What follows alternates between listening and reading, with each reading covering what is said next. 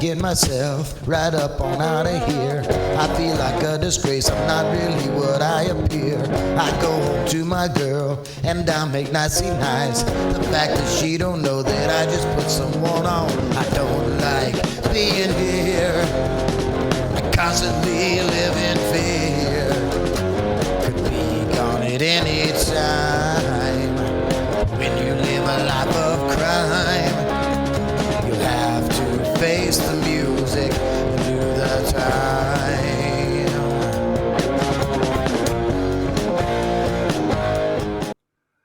Welcome everyone to Mayhemtainment. I am your host JD, and we are being joined by a very special guest. He is not only our very first male wrestler, but he is also our very first international guest, live from the United Kingdom, the one and only Connor Clarkson from Falling Star Wrestling.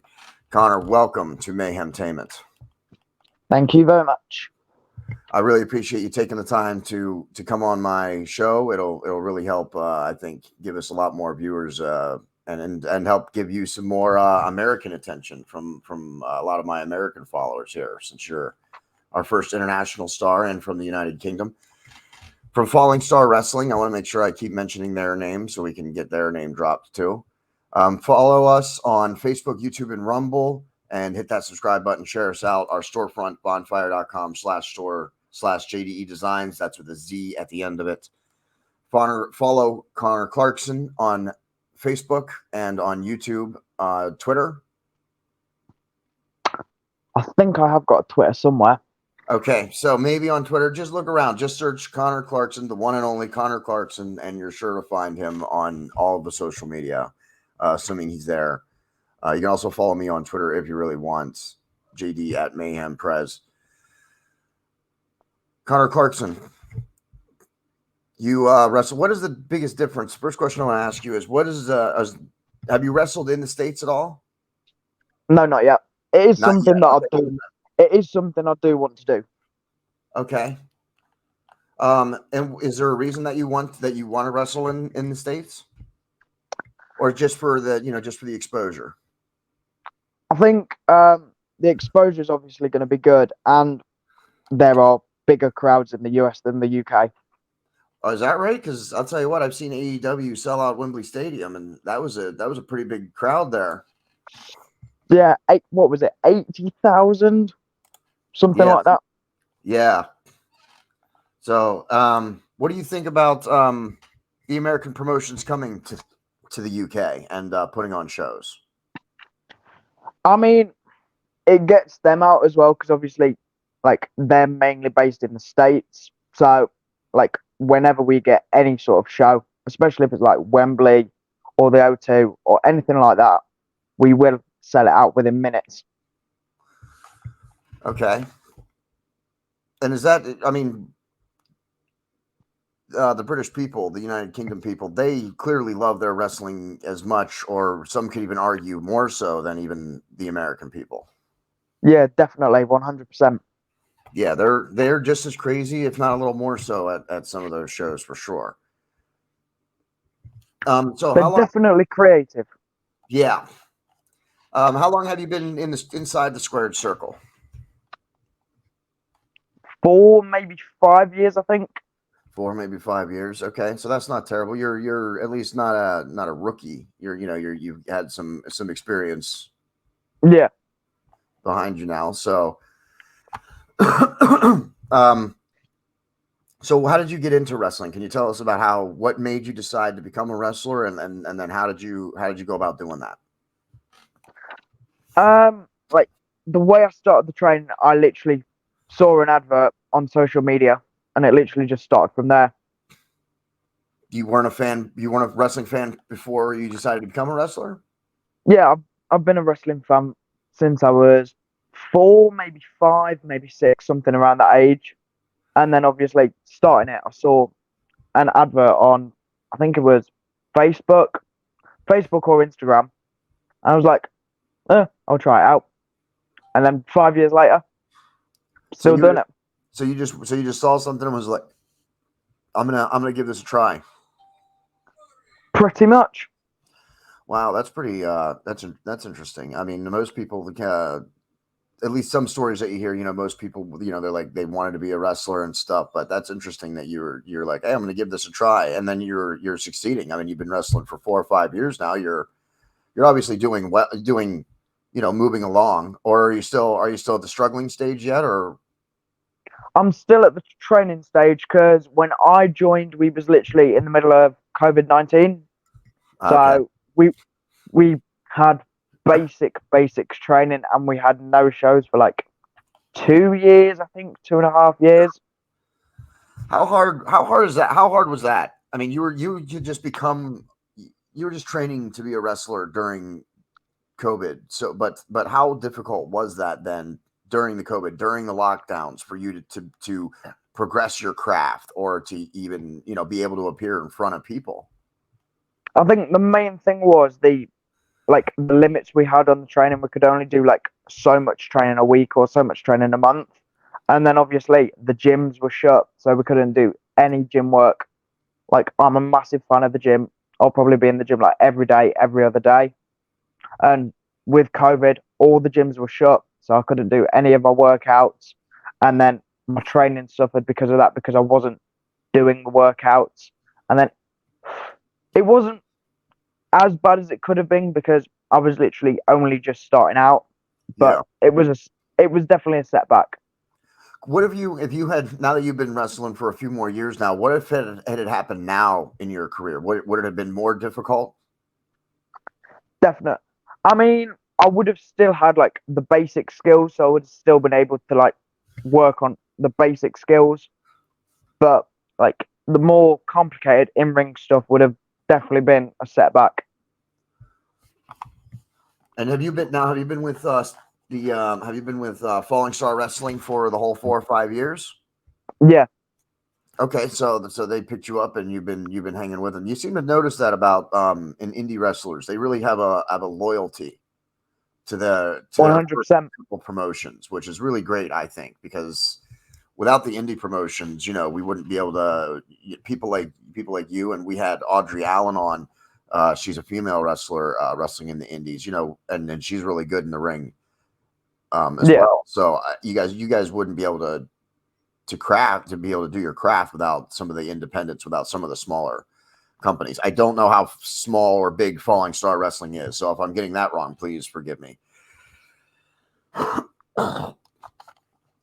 But especially one thing with the indies is you'll always have that one promotion that you started with, that no matter how big you get, like if you're doing every single promotion up and down the country, you will still end up going back to your home promotion for that one final match or another return or another title run.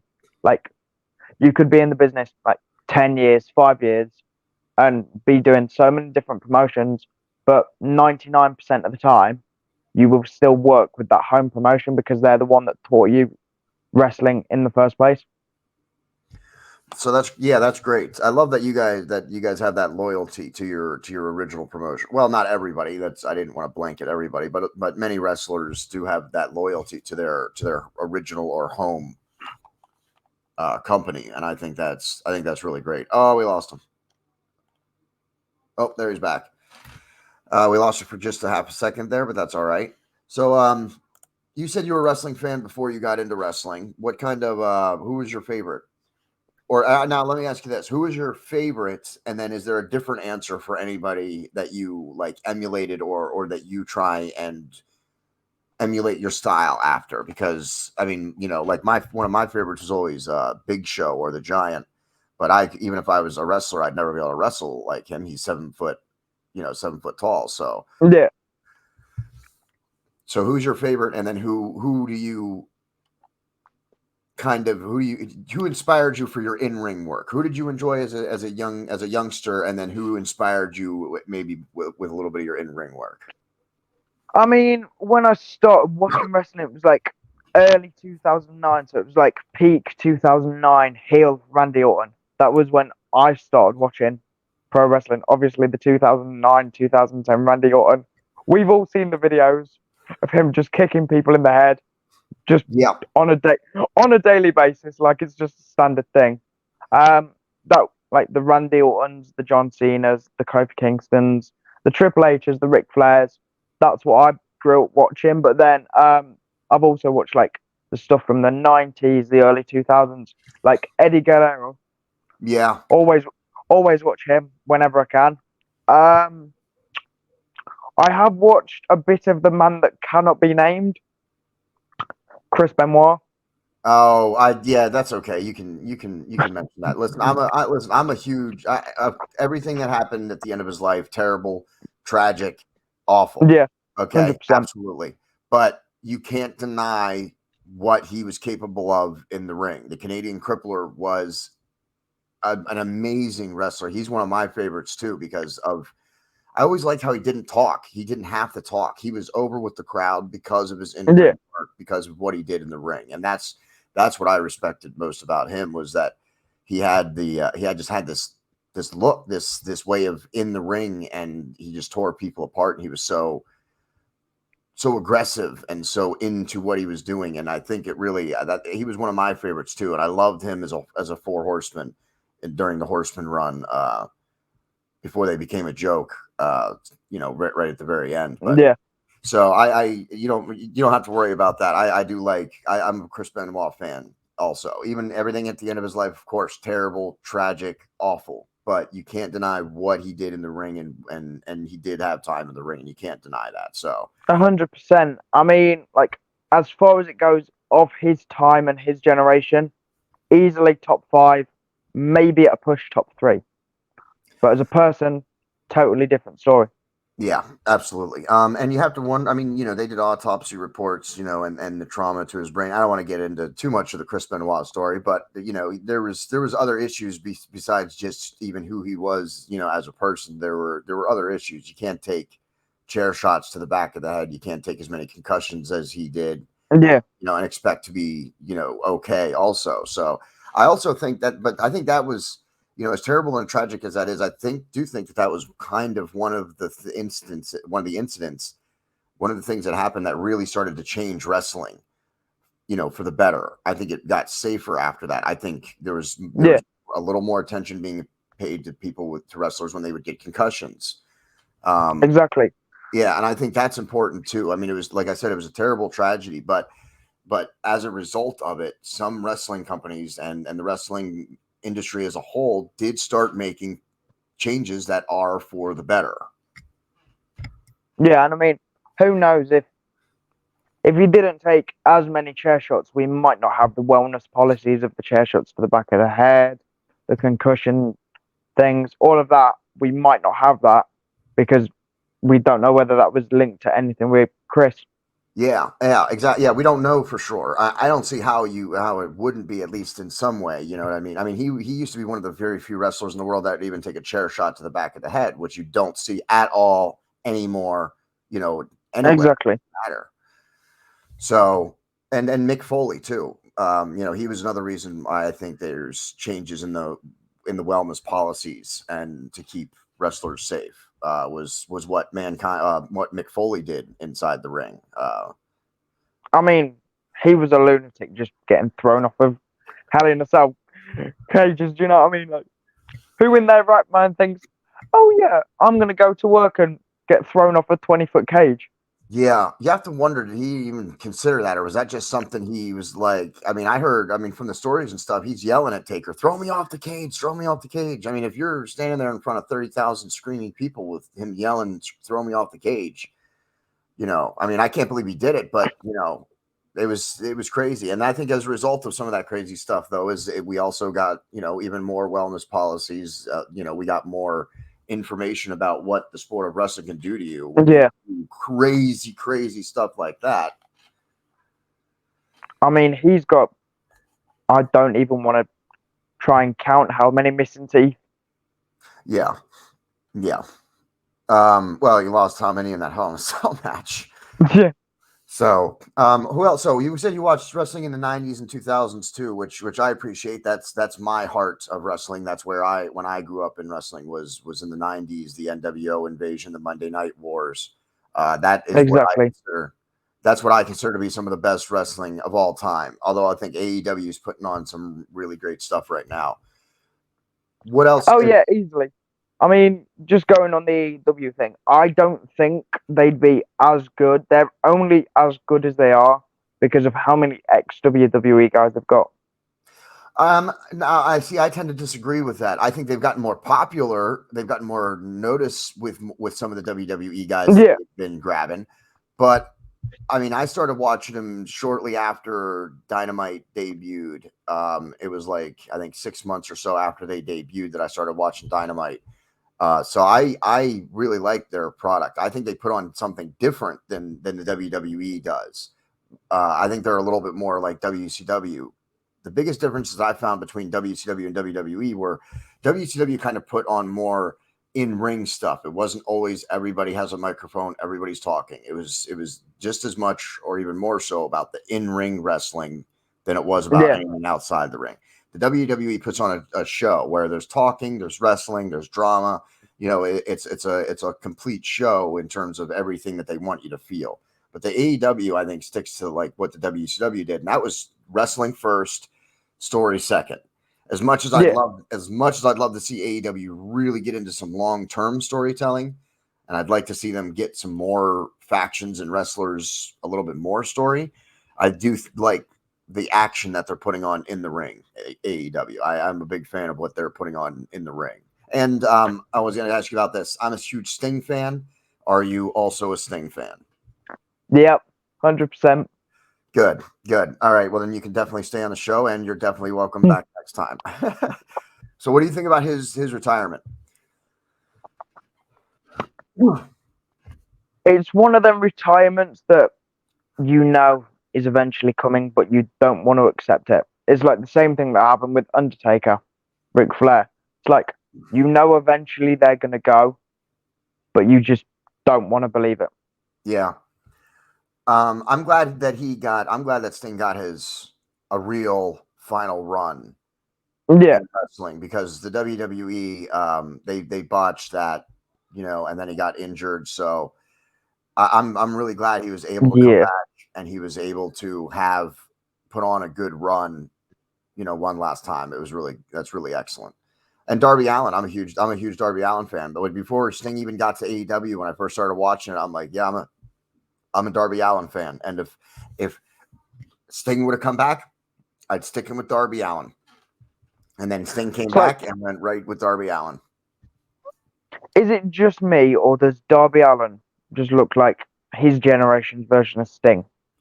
That's why I think I would when I first saw him, I'm like, okay, so you're the new Sting. You're the next Yeah, generation of the next generation of what Sting of what Sting was. And I agree with that. I agree with that completely. He's got that Sting-esque quality, that yeah, it factor, that X 100%. factor of in the ring and his character work. Darby Allin's got that.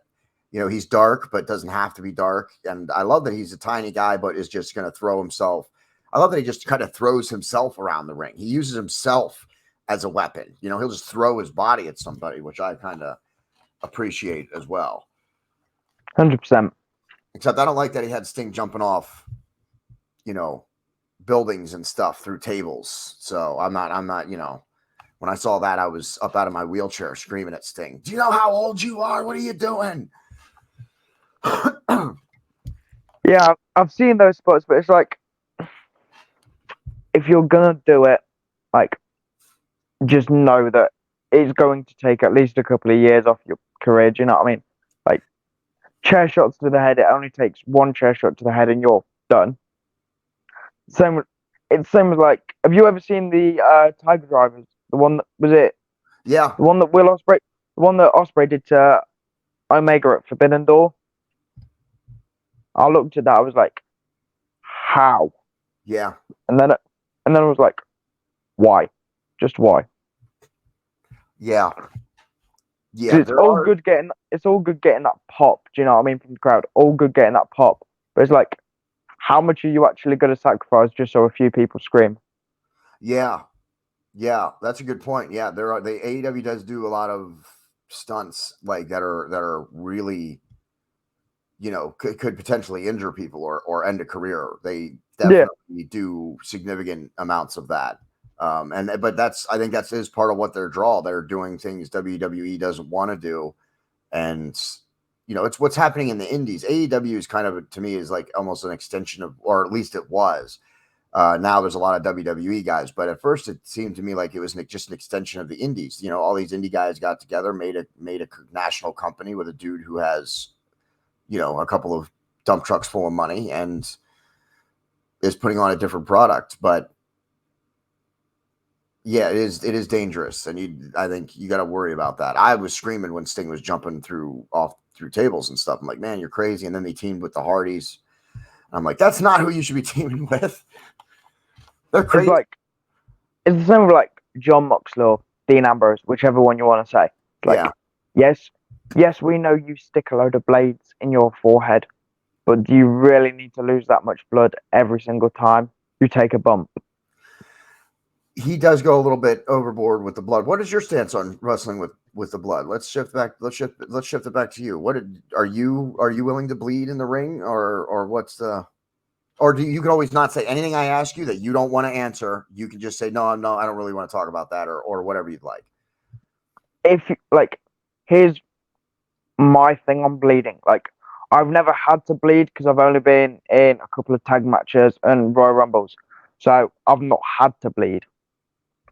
I've done it where I've injured myself during training and started bleeding, but my and I'm gonna say this just as a general rule for me: if I'm going to bleed, you're gonna have to make me bleed. I'm not gonna sit there and try and cut myself. You're gonna have to literally make me bleed if you want me to bleed. Okay, so there's that answer. All right, good. So if you're gonna do any bleeding, you're gonna be bled. And you're not gonna do it to yourself. Okay, good. Hit me with the sledgehammer. Just make me bleed. I think that's a little bit much. What do you think about? Is there too much? Do you think there's too much blood in wrestling right now? Or do you think there should be less? I mean, it depends. Like, what the stipulation of the match is. If it's a first blood match, obviously you're gonna have bleeding. If it's a TLC or an Extreme Rules, a barbed wire match or a Hell in a Cell, you're gonna have bleeding. But if you're just gonna sit there in a standard one-on-one and bleed, like, if you're bleeding, then don't even bother. If it happens, like a botch or someone's gone too stiff, then that's fair enough. But if you're just gonna sit there and bleed in a standard one-on-one match, just because, oh yeah, it will look good, then no. That's interesting. I like that rule. I kind of like that rule of thumb. If it's one of those types of matches that warrants, if it's a real battle, then maybe. But in a standard just singles match, yeah, there's really not, even a standard tag match. There's really not a reason to be bleeding. Yeah, unless you go into the corner post at a weird angle and just casually smash your head open, then that's fair enough. But if you're just gonna take if you're just gonna take a standard bump and just go, yeah, how is that gonna do anything for the match? And also some of these wrestlers who spent years blading, you look at their forehead now and it's like hamburger meat almost. You know what I mean? They completely scarred up their entire forehead and stuff. So. I mean, Abdullah the Butcher comes to mind, and New Jack from ECW. New Jack, yeah, 100%. Yeah, that's New way Jack. too much, dude. What? That's way too much. That's crazy stuff. You can't have if your forehead and your face look like that, then I think you've probably done it a little too much. I get the indies. You got to do what you need to do to survive in some instances, but I think that's a little bit crazy. But on some of it gets to a point where it's like, that's not wrestling. You're now just moving from professional wrestling to deathmatch wrestling. There's a fine line, but there is a line there that is there's there's 5 shots to the head that's professional wrestling, but if you do 6, you're now deathmatch. The line is there. Yeah, absolutely. Yeah, you said you've been doing tag matches. Do you have any favorite tag teams? Tag teams. At one point, it was the Usos when they were actually a tag team. The Like Usos? the Usos were definitely a decent tag team. MJF and Adam Cole, that was definitely a good tag team. They were entertaining. They were fun to watch. Speaking of fun ones to watch, the New Day. That was definitely a fun one. Yep. Yeah. Was Brock Lesnar in a tag team at one point? Sure. I mean, in the WWE, almost everybody's in a tag team. Even when you become a world champion, then they put you with another world champion, and then you guys become a tag team champions. It's happened to how many different people. So probably at some point he's been a tag team with somebody.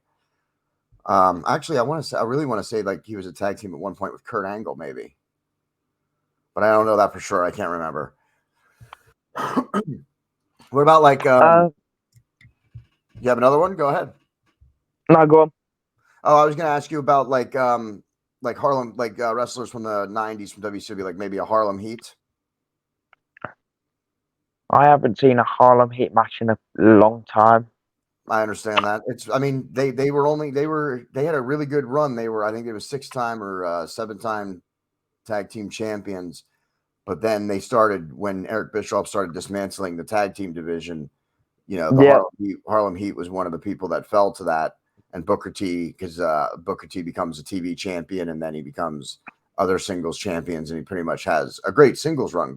Don't get me wrong, but I'm a Harlem Heat fan. I always like the Harlem Heat and Legion of Doom, the Road Warriors. Legion of Doom.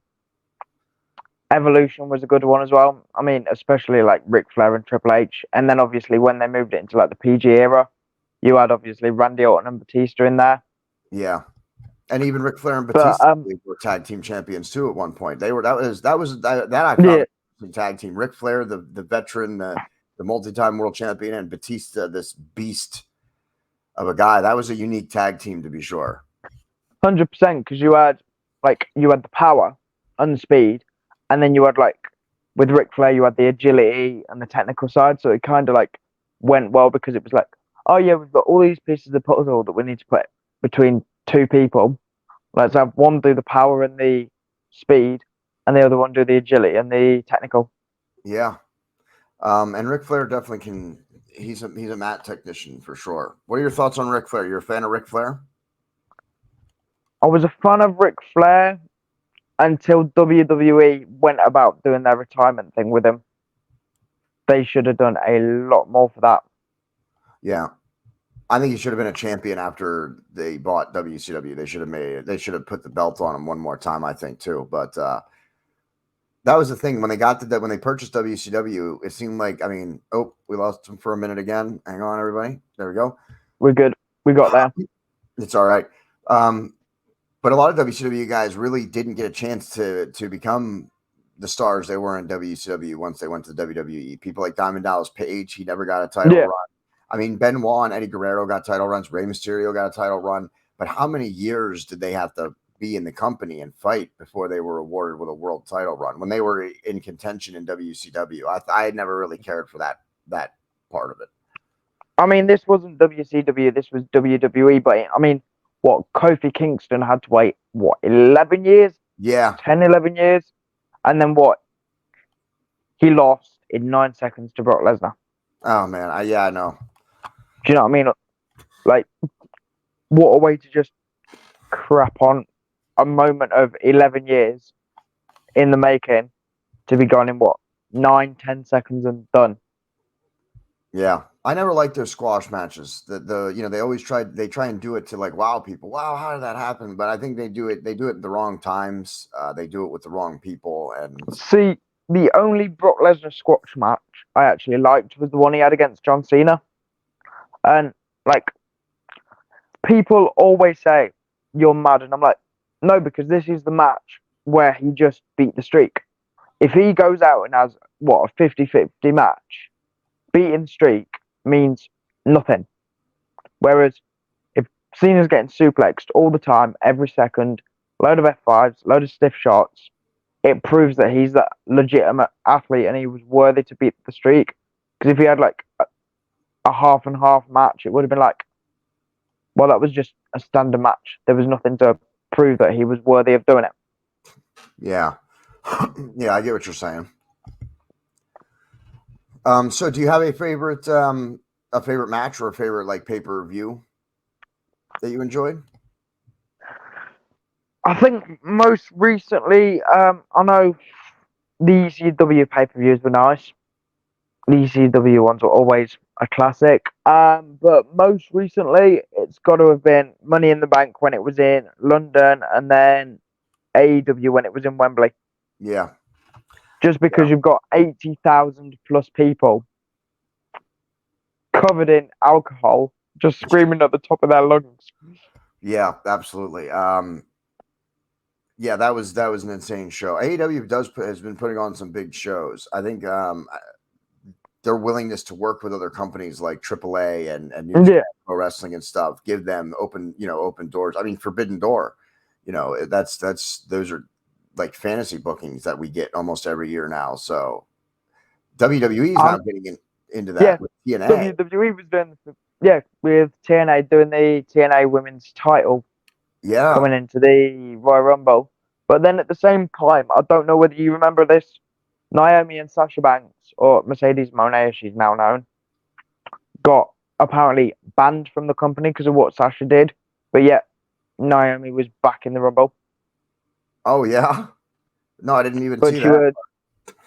But apparently she was banned from WWE because she was associated with what Sasha did. And obviously Sasha got banned, so they had to ban her. But I don't know. Well, the WWE tends to ban people and then bring them back. I think they ban people without thinking the ramifications, the repercussions through. They banned CM Punk after he quit, and then look, 10 years later, he's back. Yeah, I know. And yeah, well, all right. The same with what happened with Drew McIntyre. Do you know what I mean? Yeah. He was out in the early 2000s, and then what? He came back 2019, 2020? Yeah, and Paige or Soraya in the AEW. Oh yeah, fun fact, right? The company that Paige started off with, WAW, the UK promotion, is what, about an hour and a half drive from Falling Star. So you could go from Falling Star to WAW in about an hour and a half, maybe 2 hours. So that's pretty close. That's interesting. Yeah. What are your No, let's not talk about Paige. Let's move past that. I mean, we can do if you want. I don't mind. Well, I mean, what are your thoughts? I mean, with there's a lot of wrestlers, especially female wrestlers, that are getting into like OnlyFans and stuff. What are your thoughts on that from a company perspective? Is that something that should companies get rid of you or whatever? I mean, if you're gonna do it, you're gonna do it. Do you know what I mean? Like, if you're getting paid decent money from wrestling, why are you sat there shaking everything about for a bit of extra money when you're on high-paying contracts elsewhere? But it is what it is. I don't think it's. I think it's personally, my personal opinion is that it degrades female wrestling a little bit. I think. Oh, 100%. Yeah, female wrestling, I mean, women have had to work hard to get the respect to get where they are now. It's not been an easy struggle for women's wrestling, and I think women's wrestling for the first time is actually rivaling some of the men's matches. AEW puts on some great women's matches that I think are even better than some of the men's matches, and the WWE is putting women in the main events now. Like Rhea Ripley, she's had countless storylines with men. Like Randy Orton, his first storyline back on Raw was with Rhea Ripley as part of the Judgment Day. But in terms of like the OnlyFans and the degrading part, I get it. It's a bit of extra money, but surely because you've got the wrestling behind you, you'd just be able to like upload like parts of your match, or like videos from your matches to then get that money. That's the only way I could really see it like working out and not having like a really bad consequence. Yeah. Yeah, I agree with you. I think that it's something that they shouldn't, they shouldn't be doing, and but it's a free country too, or at least Yeah. for us, not for everybody. Everybody doesn't live in a free country, but for the most part. So let's shift back to you now. What shows do you have coming up? Do you have shows coming up, dates coming up? What dates have I actually? I was talking about this to a friend of mine a couple of hours ago, so I should know this. And I've got 2 shows coming up. I've got one on February 10th in Spalding, I think. Yeah, I think. I'll double check the poster later. If I'm wrong, I'm wrong. Just check the poster when it comes out. And then I've got Westland Sports and Social Club on the 17th. So 2 weekends back to back. Okay. Oh, that's I good. don't know whether or not I'm gonna have a match, but I know I'm definitely going there for the training first. Okay, good. So you don't necessarily know if you're going to have a match, but you go to these events and you get training in or whatever. Yeah, we normally get, I think, 4 or 5 hours worth of training before the show. Wow, really? Yeah. I didn't know that. I never really asked what happens to you. What do you do before a show? Like, because I've never really asked anybody, or I don't think I've ever even had anybody ask what happens to somebody. Like, can you take us through like a day of a show? Standard day of a show, right?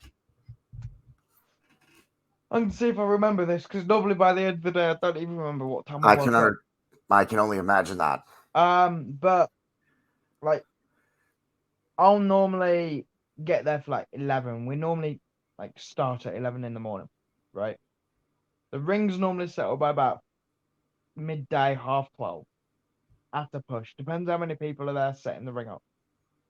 And then we'll normally train from about half past midday till about 5 o'clock.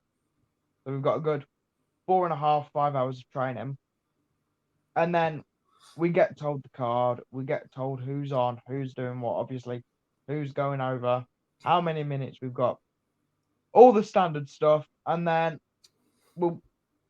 we normally take about an hour, maybe an hour and a half setting up. So the doors open at about 6:30. The show starts at 7:30. And then I think we're normally done by about 9:45. Take the ring down. So yeah, it's at least 12 hours. Yeah, 12 or 13 hours. Yeah, that's 12, 13 hours, something like that. Yeah, that's gotta be rough. And then you've got to drive home, and then you've got to get into bed, and then you need your food. Yeah, you don't get And food. like, you don't end up going to sleep till like 2 a.m. You don't. That's I find that interesting. I thought you would have had like a meal break or a dinner break or something after the show. I mean, there is a few people that do sit in the locker, like, will sit in the locker room, like, have a quick drink, have a quick snack while they're like changing out the ring gear. And like, we have it where we've got the ring in the middle of the hall, and there is like a little bit sit, especially during training. Like, we can grab some chairs out from the hall and just literally put them about during training. And half the time we will sit there and have like a protein bar and a bottle of water while we sat there training at the same time, as well as having, I think we get like half an hour break, probably about 3:15. So like 2 hours into training, we'll get a break, have a half an hour break, have a bit of food, drink, and then we'll do another 2 hours. Then we'll have a break, talk about the card and the show, like the plans for the show and everything. And then we'll spend that hour and a half setting up. Jeez, it sounds like you got to train even for one of those days, even if you're not on the card. Yeah. Wow, that's a long day, and that's every time you have a show. Every time you have a show, that's what it is. Yeah, that's like pretty much every 2 weeks. Every 2 weeks. Wow, that's like, mostly we normally do every 2 weeks, but there is times where we'll have like one show in 1 month, and then like 3 or 4 shows in the next month to make up for it. It just depends when, obviously, the places can actually book us in. So obviously, because it's expensive to like, we've got our own ring, but at the same time, it's like expensive to hire the hall out for God knows how many hours. Yeah, that's crazy. Now you said you were a tag team. You've been doing tag team wrestling and stuff. Have you had any singles matches at all, or just training? I've had one. I've been doing this 5 years, and I think it was 6 matches I've had in 5 years. So obviously, COVID took the 2 years out of that. So Yeah. yeah, thank you, COVID. What? Yeah. Yeah. Anyway, that really set the whole world back. But can you talk about it? Like, what are the differences between from your perspective in a singles match and a tag match? Like singles match, like it's a lot more can be focused on like that one person. So if you've got like, I don't want to say rookie, but I'm gonna say like if you've got like a proper rookie versus like a 20-year veteran or even like a 10-year veteran, you can easily focus more on building that one person up. Like you can easily make them shine a lot more with the crowd if it's just a one-on-one. Like you can do the same with the Okay. tag, and you can do the same. Like you could probably do it in a rumble. You could probably do it in a fatal 4-way. You could do it in any type of match, but when it's a one-on-one, you're only focusing on 2 people rather than like 4 people if it's a tag, triple threat. You can Yeah. focus more on the one person than focusing on a little bit of everyone. Does that make sense? Yeah. Yeah, definitely. I mean, I would with less people in the ring, obviously the focus, would be a little more narrowed there. I mean, you've been tag teaming for a long time. Do you enjoy the tag team style of wrestling? I mean, I would rather do singles. Like, I don't like if someone said, "Oh yeah, we're now gonna put you in a gimmick where you're a tag team." I'd be like, "Yeah, all right, I'd do it." But at the same time, I would prefer like singles So you're because willing then, to do whatever the company needs, but yeah, if you got a choice, you would choose to just be a single star. yeah, Okay. Well, there's nothing wrong with that. I mean, I think some wrestlers are better tag wrestlers than they are singles wrestlers, and I think there's wrestlers that are better singles wrestlers than they are tag team it's like wrestlers. the Hardys. They did singles, but they were better as tag. Definitely. You had the Dudley Boys that were obviously better as tag. Yeah, miles It's better like as a tag. with the Usos, like it's kind of on the fence because they're doing their own stuff. And I'm saying this now, I popped when it was them at 1 and 2 for the Rumble. I popped because it was like they're finally doing it. We don't have to wait till Mania. Yeah, the bloodline story is a big one for them right now. What are your thoughts?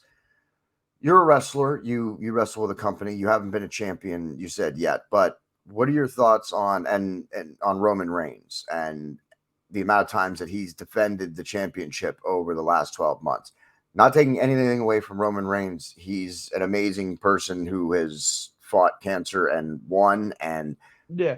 for him, that's astonishing. But he catches heat for the amount of times that he's actually wrestled and defended the world championship over like the last year or so, or the last year or two, I guess, since he's I had this mean, incredible run. I get the fact that they've done a 3.5 year run with him so far. But here's the thing. If you think about it, Seth has had more defenses of that title belt than Reigns, and Seth has only had it for a couple of months, whereas Roman's had it for what nearly 4 years. Yeah, I think they're trying to. They want him. They want Roman Reigns to replace is it? I think Hulk Hogan's record or Bob Backlund's record of Yeah, longest world title reign. I think is what they're trying to go for. but WWE is stupid enough to try and get him to break San Martino's. I reckon they are stupid enough to go for it. Yeah. Wait, say that It's again. like if he's gonna do that, he needs to be putting that belt on more. Yeah, yeah. He should be defending it a lot more. I think even if he breaks the record at this point, it's gonna be people are gonna be like, well, it doesn't matter because he only defended it, once a month for that long. I mean, those are, and like I said, I Yeah. understand he's had his health struggles and stuff. I think they picked the wrong time to try and do this. I love the bloodline gimmick. I think the whole bloodline family thing is great, but I think trying to put the belts on them for this on both belts, and you're using both world championships that your company has on one guy at the moment, and I think that's why you have two championships. That's why you have a roster, two shows, two championships. There's a reason that you have two championships so that you Yeah. can showcase more talent and put more people over. And I think putting two belts on Roman Reigns for this long, I don't think it was the smartest move. I know they want him to have the record and this and that, but I think it was a bad time. I think if you're not defending it regularly or at least putting on matches regularly, I think people aren't going to buy it. That's why they didn't buy him in the first place. Roman Reigns, he had such trouble getting cheered when he first arrived on the scene. The people wanted to boo him. What are your thoughts on that? If you are with a company who's trying to make you a baby face, and I'm going to ask you, forget Roman Reigns and all that, or The Rock and all that stuff, just you. If you were in a company and they wanted you to play a baby face, but every time you walked out, you were getting booed, wouldn't you at some point just say, listen, just make me a heel and let them boo me? They want to boo me, just let them boo me. I mean, if I'm meant to be like a top baby face, and if I'm already established as a baby face and I'm getting treated like a baby face, then it's gonna be like, well, if they're booing me, surely it's time for a heel turn. Do you know what I mean? But if Yeah. it's like if they've never seen me before, which a lot of people haven't, and they start booing me instantly, then I'm just gonna be like, well, this isn't gonna work. Okay, so you And think it's even if the promoter wanted me to be a babyface, but I was getting booed constantly, no matter what, for that one show, I'd probably just turn into a heel and just go with it. But if you were being booed if you're being booed, and I mean like real heat, not like they don't like you kind of heat, but like heat like they don't like your character or whatever, they want to hate you. I mean, to me, if I was walking out there every night and getting booed the way Roman Reigns was or the way The Rock was when he first started, I think I would just embrace it and be like, yeah, let's do a heel turn. Let me just be a bad guy. Let me Yeah. do that bad things. They want to boo me anyway, so let's just give them more reasons to do so. And I think that's what hurt Roman Reigns at first for so long was I think people wanted to boo him. They should have just made him a heel. How many successful The Rock was the same way. He didn't start out with a great, he wasn't getting cheered. Fans didn't really like him until he turned heel, became a huge heel, and then when he turned face, people cheered him. So I was just wondering your thoughts on that about turning from heel to face. And that also works out the same way as well. Like if the promoter says, "Oh yeah, be a heel," but you go out and they're cheering you, it's like, I mean, I think that's easier because it's easier to turn people against you than like win Yes. people over when they already hate you. Yes, I would agree with that statement. I Like, believe that would be easier too. I'm a babyface purely because I can get legitimate sympathy. Like, it's like I've got my own like mobility scooter. I've got my own wheelchairs and everything like that. So as soon as you see me like hobbling to the ring, instant sympathy. Do you know what I mean? And I can kind of use that 24/7 to be that babyface because I've already got something that gives me the sympathy. Yeah. So I can easily do a babyface just for the sympathy. But if they do decide to boo me, then I would go heel. Yeah, I think I'm the same way. I think I would if I was a wrestler, I'd probably get cheered, the sympathy cheers or whatever. But give me the microphone for 2 minutes, they'll be booing real quick. Yeah, 100%.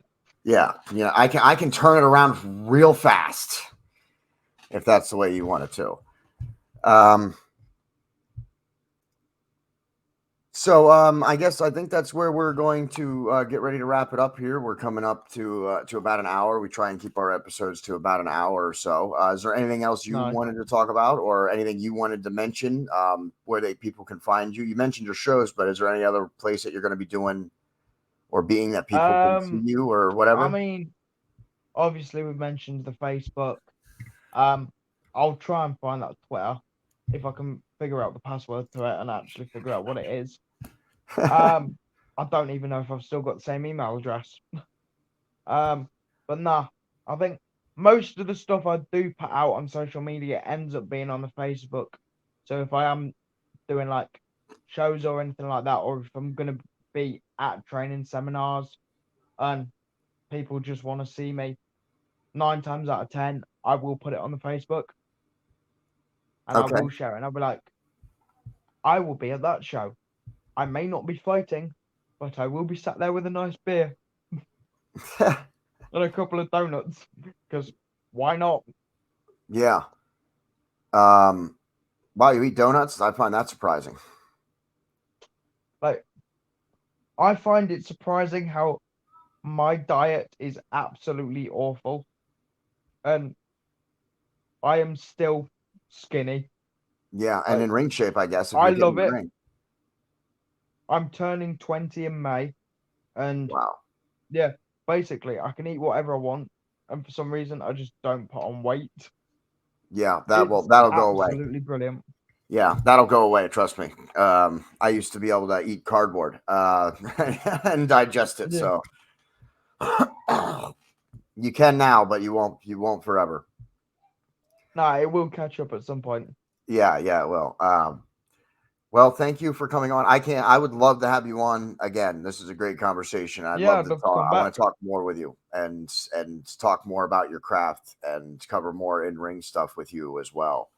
So I definitely would love to have you back.